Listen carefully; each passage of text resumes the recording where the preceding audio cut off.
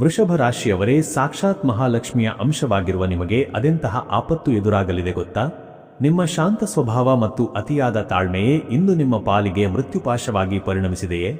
ನಿಮ್ಮ ಮನೆಯ ಹೊಸ್ತಿಲಲ್ಲೇ ಕುಳಿತು ನಿಮ್ಮ ಐಶ್ವರ್ಯವನ್ನು ಗುಡಿಸಿ ಗುಂಡಾಂತರ ಮಾಡಲು ಹೊಂಚು ಹಾಕುತ್ತಿರುವ ಆ ಮನೆಯ ಶತ್ರು ಯಾರು?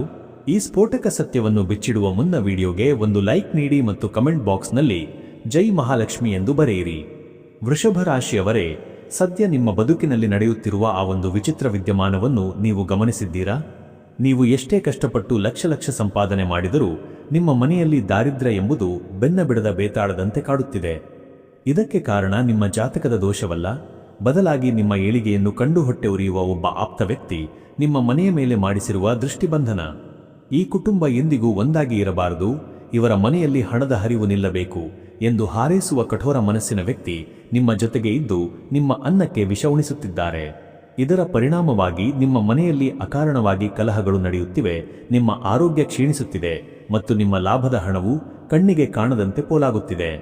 ನಿಮ್ಮ ಅದೃಷ್ಟವನ್ನೇ ಯಾರೋ ಕದ್ದು ಕತ್ತಲ ಕೋಣೆಯಲ್ಲಿ ಬಚ್ಚಿಟ್ಟಂತೆ ನಿಮಗೆ ಅನುಭವವಾಗುತ್ತಿದೆ. ಈ ಭೀಕರ ಆರ್ಥಿಕ ದಿಗ್ಬಂಧನದಿಂದ ಹೊರಬಂದು ನಿಮ್ಮ ಮನೆಯಲ್ಲಿ ಮತ್ತೆ ಲಕ್ಷ್ಮಿ ತಾಂಡವವಾಡಲು ಒಂದು ರಹಸ್ಯ ಮಾರ್ಗ ಇಲ್ಲಿದೆ ನೋಡಿ. ಸತತ 8 ಶುಕ್ರವಾರಗಳ ಕಾಲ ಒಂದು ಬೆಳ್ಳಿ ನಾಣ್ಯವನ್ನು ಹಸಿ ಹಾಲಿನಲ್ಲಿ ತೊಳೆದು ಅದಕ್ಕೆ ಕೇಸರಿ ತಿಲಕವಿಟ್ಟು ನಿಮ್ಮ ಹಣದ ಪೆಟ್ಟಿಗೆಯಲ್ಲಿಡಿ. ಈ ಸಣ್ಣ ಕ್ರಿಯೆ ನಿಮ್ಮ ಮನೆಯಲ್ಲಿರುವ ದಾರಿದ್ರ್ಯವನ್ನು ಓಡಿಸಿ ಸ್ಥಿರವಾದ ಸಂಪತ್ತು ನೆಲೆಸುವಂತೆ ಮಾಡುತ್ತದೆ. ಹೆಚ್ಚಿನ ಮಾಹಿತಿಗಾಗಿ ಈ ಮೇಲಿನ ನಂಬರ್ಗೆ ಕರೆ ಮಾಡಿ.